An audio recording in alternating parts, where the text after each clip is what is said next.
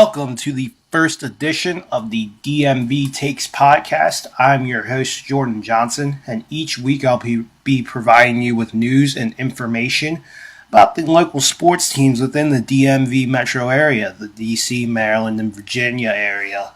So let's get into it. I'm going to start off with a recap of the draft.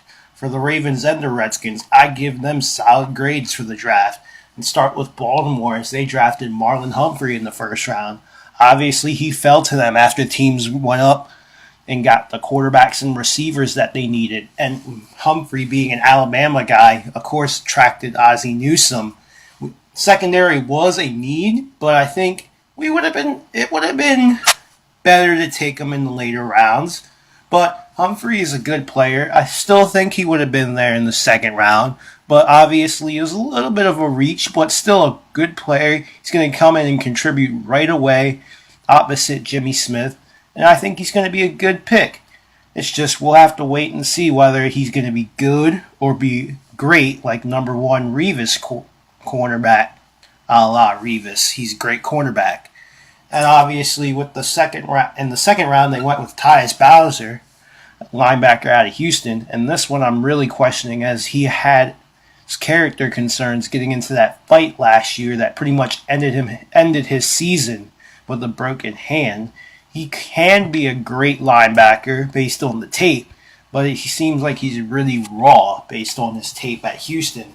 And then I want to get to probably the Ravens' best draft pick, and that was outside linebacker Tim Williams out of Alabama, who honestly could have been a first-round pick had it not been for some injury and off-the-field concerns. Ozzie Newsome obviously likes taking guys that have had off-the-field concerns, but Williams is going to be a great value there. He can help develop Darius Smith and Judon.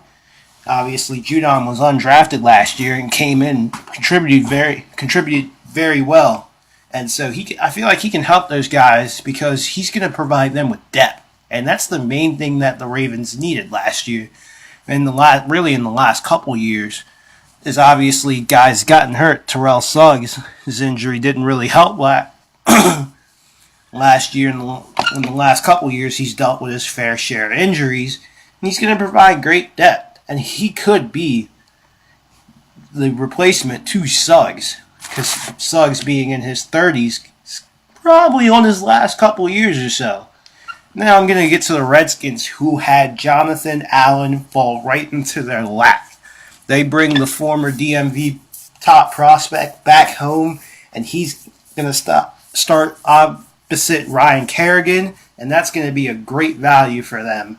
Because Jonathan Allen, to me, could have been taken anywhere from 2 to the 49ers to 3 with the Bears and been a starter right away. He's just as good as Myles Garrett, in my opinion. I don't care what they have to say about Myles Garrett, about how great he's going to be. Jonathan Allen was licking at his chops, and had teams not come up for the quarterbacks, man, he could have went to the Bears and been a beast. But the Redskins obviously got a great value. I also like their pick of linebacker Ryan Anderson.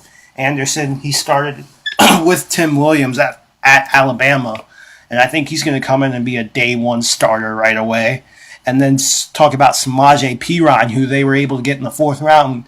The top overall rusher at Oklahoma. He leads them in yards all time. And he, along with Matt Jones, if they still keep him, can be kind of that 1-2 tandem that they had back when they had Alfred Morris and Matt Jones. So I think that's going to be a good combo right away.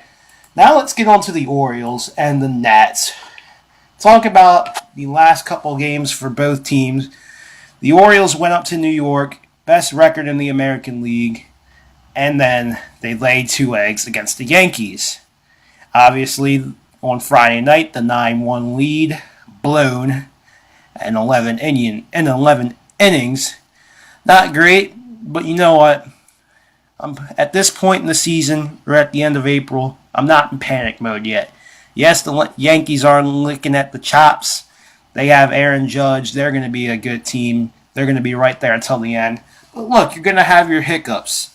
But the team that I am worried about in panic mode, the Nats. They are in first place, but they lost their key off-season addition with Adam Eaton, who tore his ACL in Friday night's game. They lost Friday night's game when they had the chance to win it right there at the end. They also lost Saturday night 5-3, and I feel like that was just kind of weighing on their minds. Michael A. Taylor is going to come up, and he's going to be, he's going to be an okay guy. You know what you're going to get. He's going to be a good center fielder, plays good defense, but he's streaky on offense at best.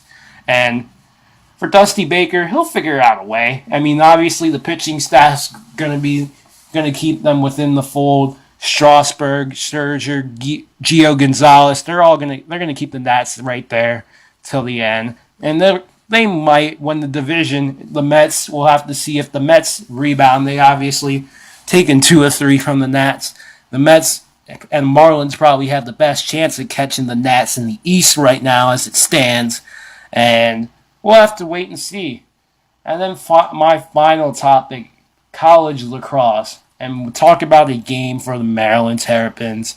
Last one for Matt Rambo in College Park, and it was memorable. 4 goals, 3 assists, and now he leads Maryland all-time in points. What a game. Obviously, the rivalry game right there against Hopkins, bringing back the Crab Trophy to College Park, and locking up the number 1 seed in the Big Ten tournament. You can't complain about that. And this Terps team is going to be just as dangerous as they were last year heading into the NCAA tournament. I think they probably will get the number 1 seed in the tournament. They've been playing a lot better as of late with their win over Rutgers, and then obviously their win over Hopkins last night. The 12-5 win really shut down Hopkins defensively. Hopkins has been an up and down team, but even still, Dave Petromalo is going to have his guys ready. And this Terps team, man, they're going to be dangerous. Connor Kelly, Jack Bernhardt, and Rambo. That trio through the tournament is what's going to be the difference between them and the teams they face. And then a quick note on Towson, they beat Hofstra 10-8 on their senior day. The Arundel alum Tyler Young had a career day with 4 goals. And Towson looks like they're going to make it to the NCAA tournament. And that's going to be all for your DMV Takes podcast. This is episode 1. I'll look forward to seeing you guys next week.